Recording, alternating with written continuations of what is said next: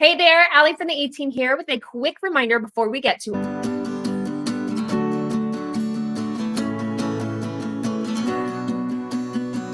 Recently, I read a story written by a former New York City cab driver, Kent Nurburn, that reminds us of an important idea here today. I'll tell it to you in his first person. He said, I arrived at the address and honked the horn. After waiting a few minutes, I honked again. Since this was going to be my last ride of the shift, I thought about just driving away. But instead, I put the car in park, then I walked up to the door and knocked. Just a minute, answered a frail, elderly voice. I could hear something that was being dragged across the floor. After a long pause, the door opened. A small woman in her 90s stood before me. She was wearing a print dress with a pillbox hat with a veil pinned on it, like somebody out of a 1940s movie. By her side was a small nylon suitcase. The apartment looked as if nobody had lived there for years. All the furniture was covered with white sheets. There were no clocks on the walls, no knickknacks, no utensils on the counters. In the corner was a cardboard box filled with photos and glassware. Would you please carry my bag out to the car? She asked. I looked at the suitcase. I took it to the cab and I returned to assist the woman. She took my arm and we walked slowly towards the curb.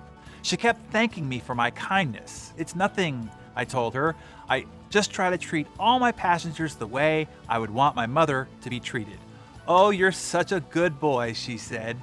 When we got in the cab, she gave me an address and asked, could you drive through downtown? It's not the shortest way, I answered quickly. Oh, I don't mind, she said. I'm in no hurry. I'm on my way to hospice. I looked in the rearview mirror and her eyes started to water. I don't have any family left, she continued in a soft voice. The doctor says I don't have very long. I quietly reached over and shut off the meter. What route would you like me to take? I asked. For the next 2 hours, we drove through the city. She showed me the building where she had once worked as an elevator operator. We drove through the neighborhood where she and her husband had lived when they were newlyweds. She pulled up in front of an old furniture warehouse that had once been a ballroom where she had gone dancing as a girl. Sometimes she'd ask me to slow and stop right in front of a particular building or at a corner, and she would just sit, staring into the darkness, saying nothing. As the sun started to set on the horizon, she suddenly said, I'm tired, let's go now. We drove in silence to the address that she had given me.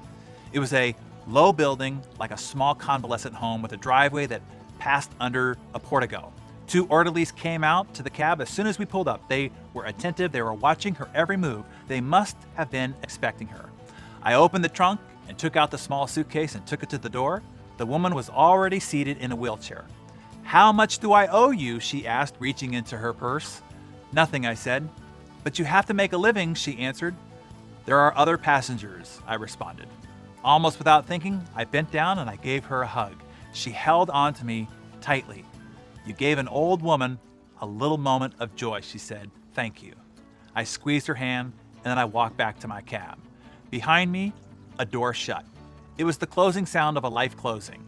I didn't pick up any more passengers that shift. I drove aimlessly, lost in thought, for what was the rest of that night. I could hardly talk. What if that woman had gotten an angry driver or one who was impatient to end his shift? What if I had refused to take the run or I had honked once and then driven away? On a quick review, I don't think that I have done anything more important in my life. We are conditioned to think that our lives revolve around great moments, but great moments often catch us unaware, beautifully wrapped in what others may consider a very small one. So my Darren Daily friends, take this with you throughout the day. Remember that people may not remember exactly what you do or what you say, but they will always remember how you made them feel. Let's all be cognizant of that today. And in every interaction that we have, let's do all we can to make people feel great, no matter their circumstance. And share with us, how do you typically go about making people feel great in your everyday interactions? Inspire us. Share your comments below.